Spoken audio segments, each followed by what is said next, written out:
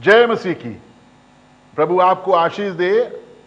आज एक बार फिर आपके सामने परमेश्वर के राज्य के संविधान के नियमों को लेकर के हम हाजिर हैं और हम देख रहे थे मत्ती 5 अध्याय और उसका 10 पद पढ़ेंगे मेहरबानी से। धन्य है वे, लिखा है धन्य है वे जो धार्मिकता के कारण सताए जाते हैं क्योंकि स्वर्ग का राज्य उन्हीं का है। धार्मिकता के कारण सताया जाना और स्वर्ग का राज्य। पिछले बार हमने देखा था सताया जाना। आज परमेश्वर के राज के बारे में हम थोड़ा देखेंगे। फरीसी आए और आकर के यीशु मसीह से सवाल पूछने लगे परमेश्वर के राज के बारे में। जैसे आजकल हम अगर परमेश्वर के राज के बारे में बात करें तो लोगों के हृदय में यह प्रश्न उठ सकता है, लोग पूछ सकते हैं कि कैसा होगा परमेश्वर का राज्य, क्या क्या होगा परमेश्वर के राज्य में। क्या परमेश्वर आसमान से उतर कर आएगा, हम उसे देख पाएंगे, उसका वैसा ही सिंहासन होगा, उसके वैसे ही सेना होगी, उसका वैसा दरबार लगेगा। इंसान के दिमाग में राज्य को लेकर के यही सब बातें घूमती रहती हैं, क्योंकि जो उसने भौतिक रूप से देखा है उसी को वो परमेश्वर के राज्य के बारे में सोचता है। तो फरीसी यीशु मसीह के पास में आए और पूछने लगे कि परमेश्वर का राज्य कब आएगा। किस्सा लूका 17 अध्याय और उसका 20 और 21 पद है। हम चाहेंगे भाई अभिजीत घोष इसे पढ़ दें। जब फरीसियों ने यीशु मसीह से पूछा परमेश्वर का राज्य कब आएगा, परमेश्वर का राज्य कब आएगा, ये टाइम पूछ रहे थे, समय पूछ रहे थे कि कब आएगा परमेश्वर का राज्य, परमेश्वर का राज्य कब आएगा। तो उसने उनको उत्तर दिया, तो यीशु ने उनको उत्तर दिया परमेश्वर का राज्य दृश्य रूप में नहीं आता, दृश्य रूप से, प्रगट रूप से नहीं आता। जैसा कि आप सोच रहे हो प्रगट रूप से आएगा, ये प्रगट रूप से परमेश्वर का राज्य नहीं आता। आगे लिखा जैसा कि बहुत से लोग समझते हैं। परमेश्वर का राज्य हमारी समझ के अनुसार नहीं है, परमेश्वर का राज्य हमारी इच्छा के अनुसार नहीं है, परमेश्वर का राज्य हमारी मनसा के अनुसार नहीं है।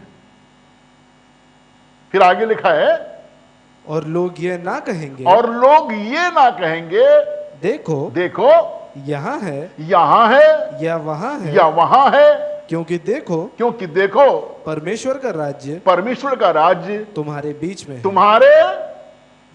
में है। ये कहने की जरूरत नहीं है कि वहां वो दल जीत गया तो उसकी सरकार हो गई, वहां वो पार्टी जीत गई तो उसकी सरकार हो गई। ऐसे परमेश्वर का राज्य नहीं आता है। परमेश्वर का राज्य तो तुम्हारे बीच में है,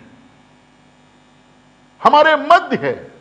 हमको देखने की जरूरत है, हमको निहारने की जरूरत है कि परमेश्वर का राज्य। यीशु मसीह कहना मांग रहा था कि तुम परमेश्वर के राज्य को अलग तरह से सोच रहे हो। देखो तो परमेश्वर का राज्य तुम्हारे बीच में है। यीशु मसीह स्वयं के बारे में बता रहा है कि ये परमेश्वर का राज्य है। जहां परमेश्वर का पुत्र है वहां परमेश्वर का राज्य है। जहां परमेश्वर के पुत्र की मनसा चलती है, इच्छा चलती है, वो परमेश्वर का राज्य है। क्योंकि परमेश्वर का पुत्र यानी प्रभु यीशु मसीह ही परमेश्वर के राज्य में राजा है। परमेश्वर का राज्य तुम्हारे बीच में है। जहां 2 या 3 मेरे नाम से जमा होते हैं, मैं उनके बीच में हाजिर हूं। 2 या 3 के बीच में भी परमेश्वर का राज्य है। जिस नगर में परमेश्वर की इच्छा चलती है उस नगर में परमेश्वर का राज्य है। जिस प्रदेश में परमेश्वर की इच्छा चलती है वहां परमेश्वर का राज्य है। जिस देश में परमेश्वर की इच्छा चलती है वहां परमेश्वर का राज्य है। परमेश्वर की इच्छा पूरा होना ही परमेश्वर के साम्राज्य को दिखाता है। जहां जहां परमेश्वर की इच्छा पूरी हो रही है वहां वहां परमेश्वर का राज है, और जहां परमेश्वर की इच्छा पूरी नहीं हो रही है वहां परमेश्वर का राज नहीं है। बिल्कुल ऐसे है, आप एक अच्छा बल्ब लेकर के आए, आपने उसको लगाया, जहां जहां उस बल्ब की रोशनी पहुंच रही है वो जगह रोशन है, और जहां उस बल्ब की रोशनी नहीं पहुंच रही है वो जगह उस रोशनी से रोशन नहीं है, वहां अंधेरा है। समाज का क्षेत्र हो, जीवन का क्षेत्र हो, जहां जहां उसकी इच्छा पूरी हो रही है वहां परमेश्वर का राज है, और जहां पर उसकी इच्छा पूरी नहीं हो रही है वहां पर परमेश्वर का राज नहीं है। पिलातुस के मन में भ्रम आ गया और वो यीशु से पूछने लगा, क्या तू राजा है? यीशु ने कहा, हां, तू कहता है मैं हूं, लेकिन मेरा राज्य इस सृष्टि का राज्य नहीं है, इस जहान का राज्य नहीं है। क्योंकि अगर मेरा राज्य इस जहान का होता, इस जगत का होता, तो मेरे सेवक लड़ते। तो यीशु मसीह बताना मांग रहे हैं कि यह फर्क किस्म का राज्य है। जैसा राज्य तुम सोच रहे हो, जैसा राज्य तुम कर रहे हो, जैसी राजनीति तुम्हारी है, ना मेरी वैसी राजनीति है, ना मेरा वैसा राज्य है। मेरा राज्य फर्क किस्म का राज्य है। ये आंखों से दिखाई नहीं पड़ता, इसे लोग जिंदगी में महसूस करते हैं।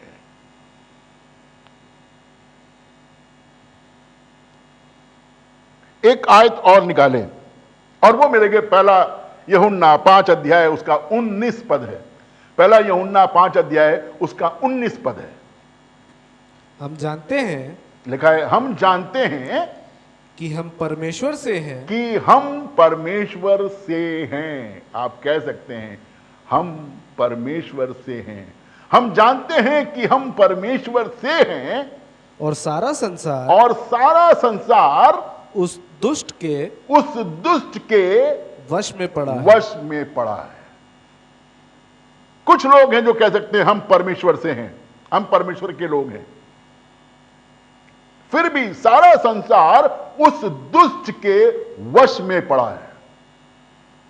एक बड़ा क्षेत्र है, एक बड़ा एरिया है जहां पर परमेश्वर का राज नहीं है, जहां पर दुष्ट का राज्य है, जहां पर शैतान का राज है, जहां पर अंधेरे का राज है, जहां पर पाप का राज्य है, जहां महामारी का राज है, जहां बीमारियों का राज्य है।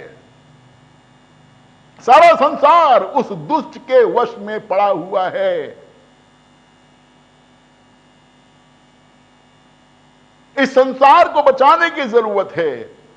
इस कब्जे से उस संसार को आजाद करने की जरूरत है, लोगों को आजाद करने की जरूरत है। यहां परमेश्वर के राज की स्थापना होनी चाहिए, यहां परमेश्वर का राज्य होना चाहिए। मेरा मतलब आजकल की राजनीति से नहीं है, मेरा मतलब आत्मिक रूहानी राजनीति से है। परमेश्वर का राज्य आत्मिक है, यह आत्मा पे राज्य करता है। एक शब्द आया है और वो है कॉस्मोस। इस कॉस्मोस शब्द का सेप्टुएजिंट ने 70 पुरानियों की एक सभा थी, उन्होंने इसका अर्थ समझाया है और बताया है कि ये कॉस्मोस क्या है।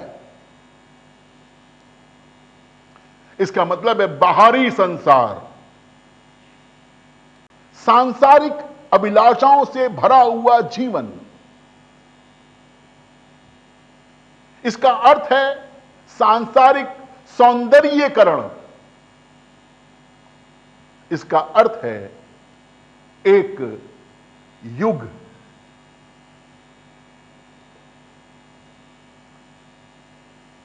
आज हम अपने आप को बाहरी रूप से सजाने में लगे हुए हैं, आज अपने आप को बाहरी अभिलाषाओं से तृप्त करने में लगे हुए हैं। आज हम किसी तरह से एक युग को जी लेना मांगते हैं। अनंत युग की बात नहीं कर रहे हैं, हम आज के युग की खुशियों की बात कर रहे हैं। क्षण भंगुर है ये खुशी, थोड़े समय बर्बाद हो जाने वाले, सब बर्बाद हो जाएगा, लेकिन हम अपना सारा मन इसी पर लगाए हुए हैं। प्रभु हमें ऐसा राज्य देना मांगता है जो अनंत काल का राज्य है।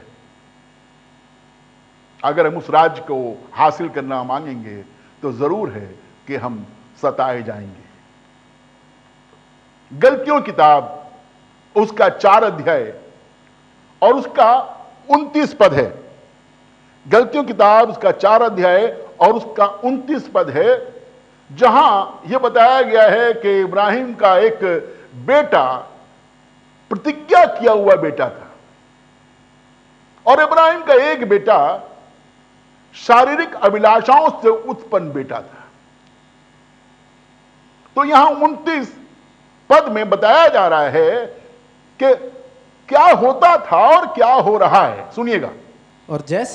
और जैसा उस समय शरीर के अनुसार, उस समय, उस युग में भी जैसा उस समय शरीर के अनुसार जन्मा हुआ आत्मा के अनुसार जन्मे हुए को आत्मा के अनुसार जन्मे हुए को सताता था। उस समय भी होता था कि जो आत्मा जन्मा है उसके पीछे वो पड़ जाता था जो शरीर से उत्पन्न हुआ है। सताता था, वैसा ही अब भी होता है। कोई नई बात नहीं हो रही है, ये पुरानी वाली बात ही हो रही है। आत्मिक लोगों, प्रभु को स्वीकार करने वाले लोगों, प्रार्थनापूर्ण जीवन व्यतीत करने वाले लोगों, आराधना में मशगूल रहने वाले लोगों, वचन का गूढ़ अध्ययन करने वाले लोगों, वचन पर चलने का प्रयास करने वाले लोगों, कोई अनहोनी बात तुम्हारे सामने हमारे सामने नहीं घट रही है। जैसा उस समय शरीर से जन्मा हुआ आत्मा से जन्मे हुए को सताता था, वैसा अब भी होता है। आगे पढ़ें। परंतु पवित्र शास्त्र क्या कहता है? लेकिन पवित्र शास्त्र कुछ कह रहा है, सुनने की आवश्यकता है मुझे और आपको। लेकिन पवित्र शास्त्र कुछ कहता है दासी और उसके पुत्र को, दासी को और उसके पुत्र को।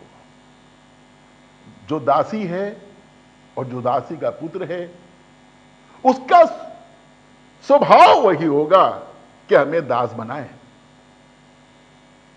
दासों की मानसिकता अलग होती है और स्वामियों की मानसिकता अलग होती है।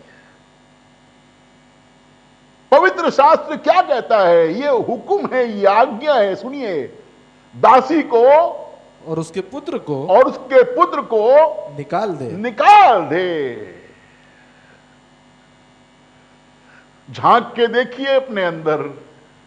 मैं अपने अंदर झांक के देख रहा हूं कि कहां कहां पर दासी है, कहां कहां दास का पुत्र है, जो मुझे गुलामी की तरफ लेकर के जा रहा है, जो मुझे गुलामी का एहसास कराता है, जो मुझे दासत्व के जुए में एक बार फिर झोंकना मांगता है। जहां से मैं निकल करके आया हूं, मुझे फिर फंसा देना मांगता है। तो वचन कहता है दासी को और उसके पुत्र को निकाल दे। जब निकाल देंगे तो क्या होगा? क्योंकि दासी का पुत्र स्वतंत्र स्त्री के पुत्र के साथ उत्तराधिकारी नहीं होगा। शरीर का आत्मा के साथ में कोई मेल जोल नहीं है। दासी का पुत्र स्वतंत्र स्त्री के पुत्र के साथ उत्तराधिकारी नहीं होगा। इसलिए हमें चाहिए कि हम स्वतंत्र स्त्री के पुत्र बने रहें। हमें चाहिए कि हम परमेश्वर के पुत्र बने रहें, हमें चाहिए कि हम सच्चाई के पुत्र बने रहें, हमें चाहिए कि हम ज्योति के पुत्र बने रहें। हम पर किसी और का कब्जा ना होने पाए, हम पर किसी और का अधिकार ना होने पाए। मुझ पर अधिकार करे तो केवल पवित्र आत्मा परमेश्वर ही अधिकार करने पाए। इब्रानियों 2 अध्याय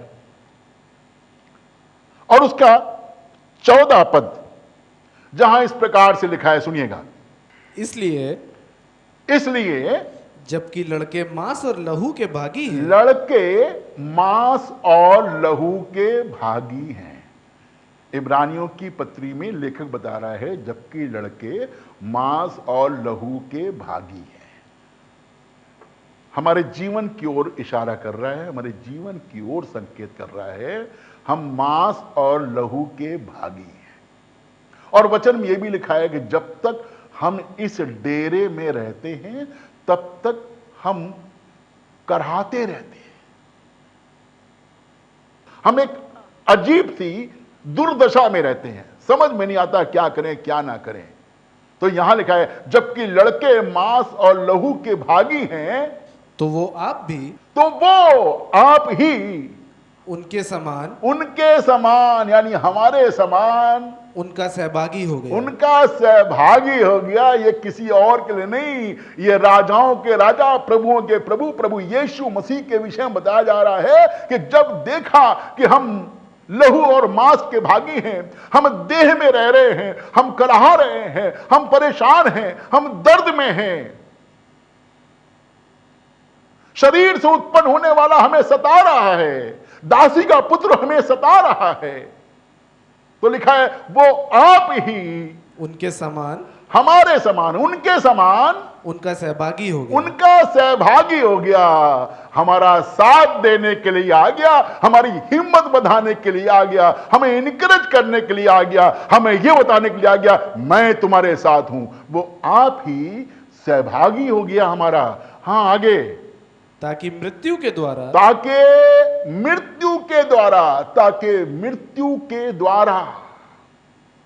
उसे जिसे मृत्यु पर शक्ति मिली थी, दुष्ट के कब्जे में संसार है।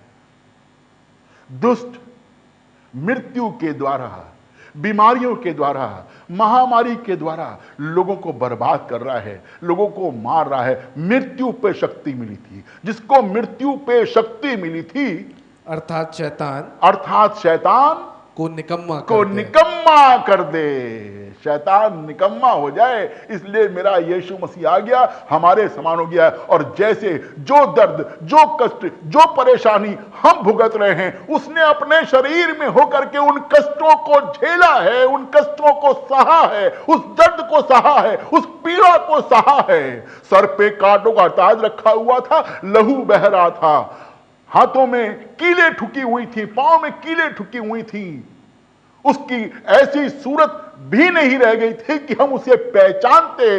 ये हमारी दुर्दशा में हमारा साथ देने के लिए, हमारी दुर्दशा का बोझ उठाने के लिए, हमारे मृत्यु का दंड उठाने के लिए, हमें आजाद करने के लिए और शैतान को निकम्मा करने के लिए वो क्रूस पर चढ़ गया।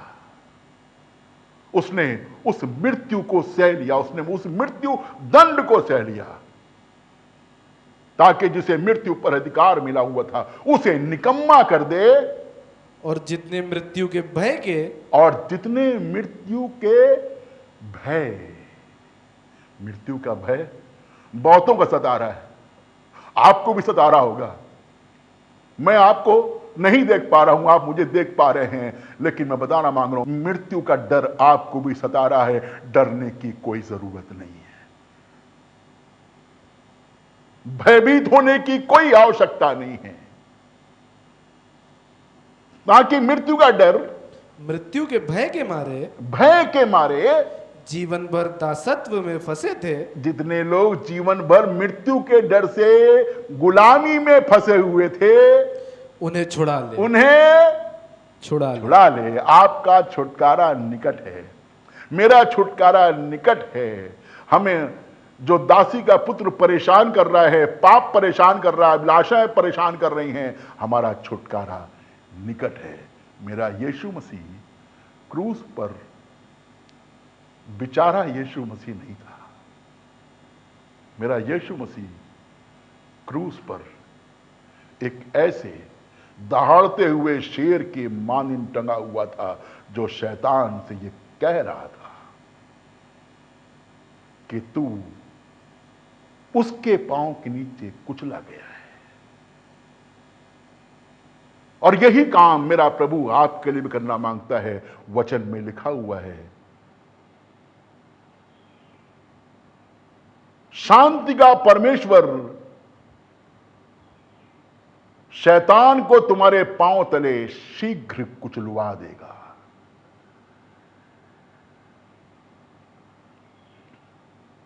शैतान का कुचला जाना नजदीक है। कौन कुचलेगा? सलीब पर यीशु मसीह ने कुचला, इस जमीन पर आप कुचलोगे। क्यों? वो अपना राज्य मुझे और आपको भी देना मांगता है, अपना सिंहासन मेरे और आपके साथ भी शेयर करना मांगता है। इसलिए सताए जाने से मत घबराएं, मत परेशान हो, क्योंकि जो धार्मिकता के कारण सताए जाते हैं, स्वर्ग का राज उन्हीं का है। आइए प्रार्थना करें। प्रभु, धन्यवाद करते हैं, तुम्हारा अच्छा प्रभु है। जबकि लड़के लहू और मांस के भागी हैं, तो तू भी उनका साथ देने के लिए उन्हीं के समान उनके दुख सुख में भागी हो गया, ताकि जिसको मृत्यु पर अधिकार मिला हुआ था, शैतान को निकम्मा कर दे, और जितने मृत्यु के भय में पड़े हुए हैं उनको छुड़ा ले, आजाद करें। खुदावंद, हम पर करुणा कर, हम पर रहम कर। चाहते हैं प्रभु, जितने आज इस संदेश को सुन रहे थे, पवित्र आत्मा उनसे बात करे, उन्हें कायल करे कि उन्हें इस संसार में खत्म होने की आवश्यकता नहीं है, क्योंकि उनके साथ, उनके दुख में, उनके दर्द में, उनकी पीड़ा में तू बना हुआ है और तू उन्हें छुड़ाएगा। प्रभु, हमारे सुनने वालों पर बड़ा अनुग्रह कर, यीशु मसीह के नाम से मांगते हैं, आमीन।